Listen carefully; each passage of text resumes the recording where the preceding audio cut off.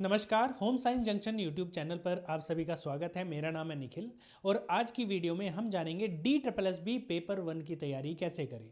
DSSB का paper one जो कि बहुत बहुत इंपॉर्टेंट आपके लिए होता है, चाहे आप कोई भी एग्ज़ाम दे। DSSB का जो 2 सेक्शन में डिवाइड होता है, उसमें पेपर एक 1 होता है, एक पेपर सेकेंड होता है। दोनों का जनरली इक्वल डिस्ट्रीब्यूशन होता है। जैसे पीजीटी का एग्ज़ाम हो गया, वहाँ पर 200 नंबर का आपका पेपर सेकंड होगा और 100 नंबर का पेपर वन होगा। टीजीटी होता है, वहाँ पर 100 नंबर का पेपर वन और 100 नंबर का पेपर दो।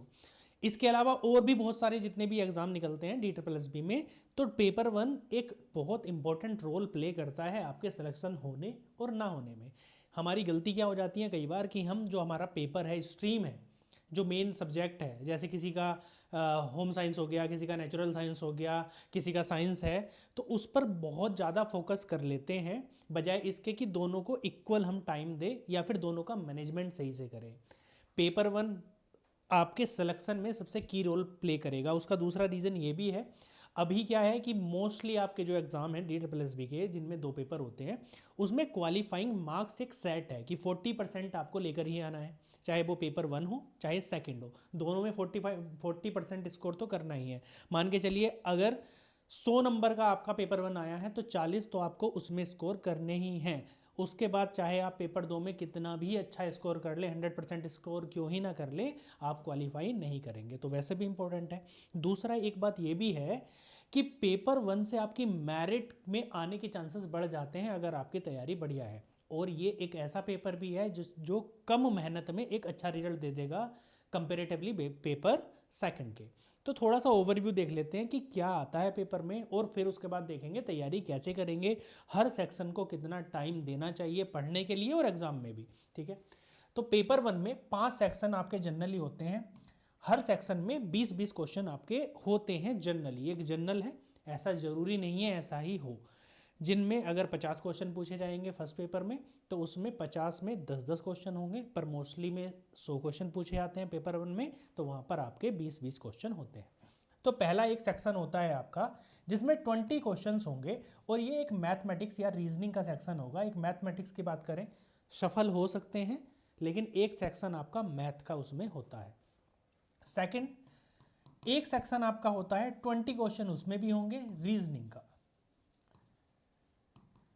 एक थर्ड आपका सेक्शन होगा, वो आपका होगा जीएस का या फिर जीके का, कुछ भी कह लीजिए, एक ही बात है, जनरल साइंस या फिर जनरल नॉलेज। एक सेक्शन आपका आता है हिंदी का, और एक आपका सेक्शन होता है जनरल इंग्लिश का। ठीक है, ये इन 5 सेक्शंस में आपका जो पेपर वन है वो डिवाइडेड होता है। सबके 20-20 क्वेश्चन हैं, यहाँ पर भी 20 क्वेश्चन हैं, यहाँ भी 20 हैं और यहाँ भी 20 है, यानी 5 सेक्शन 20-20 क्वेश्चन, टोटल 100 क्वेश्चन। इनमें से आपको 40 तो स्कोर करने ही हैं अगर आपको पेपर क्वालिफाई करना है। उसके बाद में जितने आप स्कोर करेंगे वो आपका बोनस है, वो आपकी मेरिट में आएंगे, आपके चांसेस को वो बेहतर करेगा मेरिट में आने के। अब इन 5 टॉपिक्स में से, इन 5 सेक्शन में से तैयारी कैसे करनी है वो आज हम चर्चा कर रहे हैं। यही हमारा आज का थंबनेल भी आपने देखा होगा कि पेपर वन की तैयारी कैसे करें। अब देखो, 40 नंबर स्कोर करना है। एक सबसे बड़ा बैरियर तो दिमाग में ये होता है कि 40 नंबर कैसे आएंगे पेपर वन में अगर हमने केवल अपना सब्जेक्ट पढ़ा है या फिर उतनी कभी तैयारी नहीं करी है। तो एक बात मोटी सी समझ लीजिए, ये 2 ऐसे चीज़ें हैं, जनरल हिंदी और जनरल इंग्लिश। मोस्टली आप में से होंगे, या तो हिंदी कंपेरेटिवली आपकी मदर टंग हो सकती है या इंग्लिश मदर टंग हो। मोस्टली हिंदी वाले हैं, हिंदी भाषी क्षेत्रों में, दिल्ली के आसपास वाली एरिया में तो हिंदी बहुत ज़्यादा चांसेस हैं कि हिंदी आपकी ठीक ठाक होगी। और यहाँ पे इन 20 में से आपको 10 से 12 नंबर स्कोर करने में कोई समस्या नहीं आती है जनरली। बहुत थोड़ी सी पढ़ाई करके अगर 3-4 दिन भी आपने अच्छे से पढ़ाई कर ली तो 10 से 12 नंबर बड़े आसानी से ले आते हैं। दूसरा, वहीं जो इंग्लिश अच्छे से तैयार करते हैं उनके लिए सेम सिनेरियो इंग्लिश के साथ है कि जिनकी इंग्लिश कंपेरेटिवली अच्छी है, सीबीएसई से माहौल भी रहा है, सीबीएसई से तैयारी की है, इंग्लिश मीडियम में पढ़े हैं, माहौल भी ऐसा ही है, दिल्ली में तैयारी कर रहे हैं, तो उनके लिए इंग्लिश में सेम सिनेरियो रहता है कि 10 से 12 यहाँ पर स्कोर कर लेते हैं। वो तब है जब आपकी कोई खास तैयारी नहीं होती है और कुछ दिन पहले ही आप पढ़ते हैं ये सब्जेक्ट्स। तो ये बहुत अच्छे आपके नंबर देने वाला एक सेक्शन होता है कि, और इन पर अगर जितनी भी हम मेहनत करते जाएंगे उतने ही हमारे नंबर बढ़ते चले जाएंगे। लेकिन हिंदी और इंग्लिश जिसमें कमांड है, उसके लिए अराउंड 15 नंबर आपके आने, आप इतनी तैयारी ज़रूर कर लें कि आपके 15 नंबर आ जाएं। और ये 15 नंबर आने के लिए आपको 15 दिन से ज़्यादा का समय नहीं लगेगा अगर आप सिंसियरली तैयारी कर रहे हैं। रोज़ के 2-2.5 घंटे अगर आप हिंदी को दे करके 15 दिन तैयारी कर लेंगे तो आराम से इस सेक्शन में 15 नंबर आपके आ जाएंगे। क्यों आ जाएंगे? क्योंकि बहुत ज़्यादा डीप ऐसे क्वेश्चन नहीं पूछे जाते कि हिंदी की बहुत टेक्निकल क्वेश्चन पूछे जाएँ, ठीक है। भाषाई क्वेश्चन जो पूछे जाते हैं वो भी बहुत छोटे होते हैं, पैसेज आता है आपका, तो उससे भी आपके जो है क्वेश्चंस बन जाते हैं। वैसे इंग्लिश में भी है, यहाँ पर भी आप 15 तक स्कोर कर सकते हैं थोड़े से प्रयास से। सेम सिनेरियो इंग्लिश के साथ भी है, पर हाँ थोड़ा सा एफर्ट ज़्यादा लग सकता है। वन वर्ड सब्स्टिट्यूशन आते हैं, अनेक शब्दों के लिए एक शब्द हिंदी में, ये भी आते हैं। इसके अलावा आते हैं आपके सिनोनिम्स आते हैं, एंटोनिम्स आते हैं, तो ये सारी चीज़ें आती हैं। तो इनमें 15-15 आप स्कोर कर सकते हैं। थोड़ी सी तैयारी करिएगा, बहुत अच्छे रिजल्ट इनमें देखने के लिए मिलता है। उसके बाद में आता है जीएस वाला सेक्शन। जीएस जो पूछी जाती है बहुत ट्रेडिशनल और बेसिक पूछी जाती है। 4-5 क्वेश्चंस तो ऐसे होंगे जो आसानी से आप कर लेंगे, डे टू डे लाइफ के होंगे, करंट अफेयर्स से होंगे जनरली। और कुछ क्वेश्चंस ऐसे होते हैं जो आपको छोड़ देने ही बेहतर है, जिनके कुछ सिर पैर नहीं होते, कहीं से भी पूछ लिया, कुछ भी पूछ लेंगे। कुछ क्वेश्चंस ऐसे भी होते हैं, लेकिन कुछ अगर आप अच्छे से तैयारी करेंगे तो आराम से यहाँ पर भी 8 से 10 नंबर तो बड़ी आराम से आप स्कोर कर सकते हैं। और ये भी ध्यान रखना है, नेगेटिव मार्किंग होती है, तो हम वही क्वेश्चन अटैम्प्ट करें जिन पे हम भरोसा है हमें कि हाँ भाई ये सही है। जो नहीं अच्छे क्वेश्चंस हैं, जो बहुत अच्छी समझ नहीं है, या केवल एक आध ही ऑप्शन एलिमिनेट कर पा रहे हैं, तो उसको हम ना करें तो वो बेहतर है। अदरवाइज नेगेटिव मार्किंग में वो जो हमारे सही क्वेश्चन हैं वो भी गलत हो जाते हैं। अब इन 3 सेक्शन की थोड़ी थोड़ी ब्रीफ में बात की, अब हम आ जाते हैं मैथ और रीजनिंग वाले सेक्शंस पे, जिनमें कुछ बच्चे तो ऐसे हैं कि इन 40 में से 40 भी स्कोर करते हैं, कुछ बच्चे ऐसे हैं कि 40 में से 4 नंबर भी स्कोर नहीं कर पाते, ठीक। अब पहले बात करता हूँ मैं रीजनिंग की। इन दोनों सेक्शन को इसलिए मैं उठा रहा हूँ क्योंकि यहाँ पर गैप बन जाता है। इन 3 सेक्शंस में बच्चों के बीच में गैप नहीं बनता, ये मेरिट में डिफरेंस क्रिएट जनरली नहीं करते हैं। डिफरेंस क्या क्रिएट करेंगे? ये दोनों सेक्शन। इसका दूसरा रीज़न ये भी है, टाइम मैनेजमेंट भी बड़ा इंपॉर्टेंट हो जाता है, और वो इन 2 टॉपिक की वजह से होता है, इन 2 सेक्शंस की वजह से होता है। जैसे रीजनिंग अगर आप लेते हैं, रीजनिंग के क्वेश्चन है 20, और इनकी मैं लेवल की बात करूं तो ये जनरली जो इनका जो लेवल होता है वो इजी टू मॉडरेट होता है। मोस्टली क्वेश्चन आपको इजी दिखेंगे, लेकिन वो मॉडरेट की तरफ होंगे। मॉडरेट वही क्वेश्चंस होंगे जिनकी लैंग्वेज लंबी है, सामान्यतः लंबी लैंग्वेज है, उनको करने में थोड़ा टाइम टेकिंग हो जाएंगे, तो वो क्वेश्चन मॉडरेट हो जाएंगे। अदरवाइज क्वेश्चन ऐसा नहीं है बहुत टफ आते हैं, क्वेश्चन इजी आते हैं, लेकिन लैंग्वेज बड़ी होने की वजह से, बहुत सारी चीज़ें उसमें ऐड करने की वजह से उनका टाइम बढ़ जाता है कि भैया वो लेंथी हो गए क्वेश्चन, इसलिए वो मॉडरेट की तरफ है।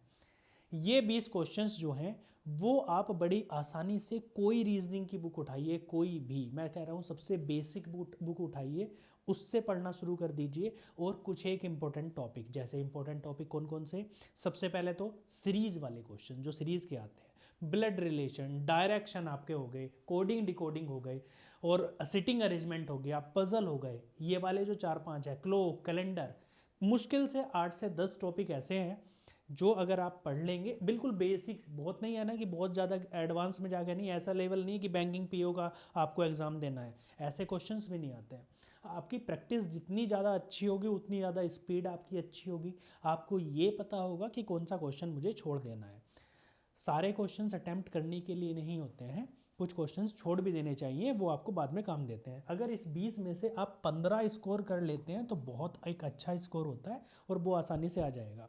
2 से 3 क्वेश्चंस जो टफ आते हैं या फिर लेंथी होते हैं, कई बार नहीं समझ में आता, कोई सीरीज का सिंपल सा क्वेश्चन है नहीं समझ में आया तो हमें छोड़ देना चाहिए, लेकिन ईगो पर नहीं लेना चाहिए कि साहब ये तो करना ही है, आप कुछ होना हो, रीजनिंग तो मैंने 3 महीने रीजनिंग ही पढ़ी है तो रीजनिंग तो मैं करूँगा या करूँगी, तो वो ऐसा नहीं है, ईगो पर ले लेना। तो ये 15 अगर आप स्कोर कर लेंगे, जो कि अगर आप लगातार कंटिन्यूसली 1-1 घंटा रीजनिंग को दे रहे हैं और अच्छे से तैयारी कर रहे हैं, प्रैक्टिस सेट लगा रहे हैं, तो हो जाएगा, आराम से करेंगे। इसके बाद में आता है सबसे टफ और सबसे आसान।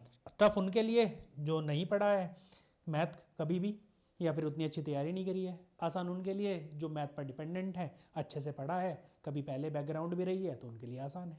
20 क्वेश्चन है, कुछ बच्चे 20 में से 20 लेके आते हैं, कौन से वाले सेक्शन में, मैथ में। कुछ हैं छूते भी नहीं है टॉपिक, ठीक है।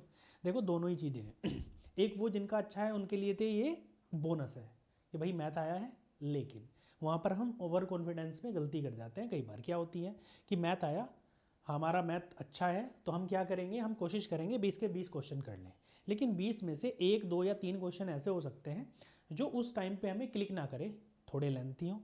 तो इस मैथ में भी जिनका मैथ बहुत अच्छा है वो अगर 15 प्लस स्कोर कर लेते हैं तो बहुत बढ़िया है।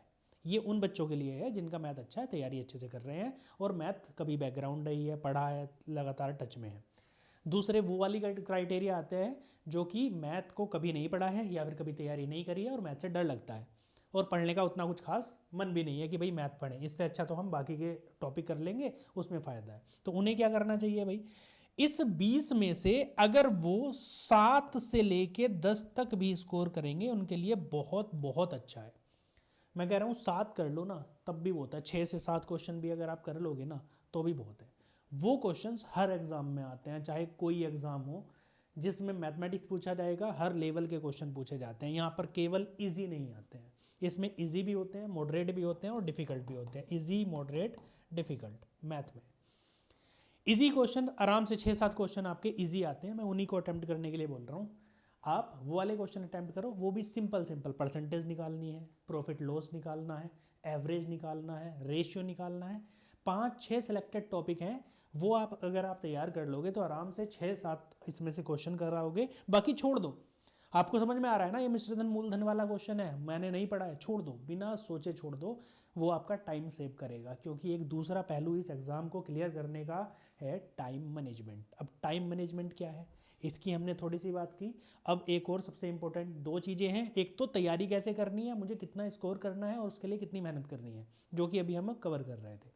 दूसरा इंपॉर्टेंट है जिसकी वजह से लगभग 30 से 40% बच्चे एग्जाम क्वालिफाई नहीं कर पाते, पेपर 1 की बात कर रहा हूँ, वो है टाइम मैनेजमेंट। टाइम मैनेजमेंट में क्या है, अब देखो आप, ये जो क्वेश्चंस हैं आपको टाइम तो एक निश्चित टाइम मिलता है, लेकिन यहाँ पर प्रॉब्लम ये है, ये 100 के 100 क्वेश्चन एक साथ नहीं खुलते। ये जितने भी सेट है ना आपके 20-20 के सेट में ही खुलेंगे। जैसे एग्जाम्पल के लिए बताता हूँ, मान लीजिए पहला आपका सेक्शन है रीजनिंग का, तो 20 क्वेश्चन आपको दिखेंगे पोर्टल पे, आपके ऑनलाइन पोर्टल पे 20 ही क्वेश्चन दिखेंगे स्टार्टिंग में, ऊपर लिखा हुआ होगा रीजनिंग, ठीक है। 20 क्वेश्चन खुले, 20 के लिए आप चाहे पूरा का पूरा पेपर उस 20 क्वेश्चन में कर दो, टाइम आप लगा सकते हो सारा का सारा, ठीक है। या फिर ऐसा कर सकते हो, पहले से अपना टाइम मैनेज करके या फिर लिख करके अपने दिमाग में सेट करके जाना चाहिए कि मुझे रीजनिंग के लिए केवल 15 मिनट देनी है, चाहे मेरे कितने क्वेश्चन हो। मैथ के लिए मैंने 20 मिनट दिए हैं, जीएस के लिए मुझे 6 मिनट या 5 मिनट ही देनी है, हिंदी के लिए मुझे 7 या 8 मिनट ही देनी है और रीजनिंग के लिए मुझे इंग्लिश के लिए मुझे 7-8 मिनट या जितना भी आप डिसाइड करेंगे उतना मुझे समय देना है।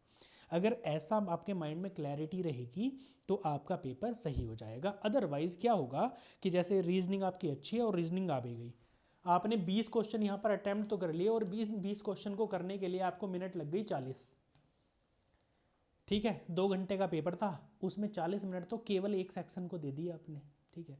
अब आपके पास में समय कितना बचा, अगर पहले पेपर की बात करूं तो लगभग 20 मिनट बचा, हालांकि दोनों पेपर एक साथ होते हैं तो ऐसा नहीं है कि पहले पेपर की, लेकिन यहाँ पर अगर 20 क्वेश्चन को ही आपने 40 मिनट दे दिए तो बाकी के जो टॉप आपके सेक्शन बचेंगे उनके लिए तो कम टाइम बचेगा।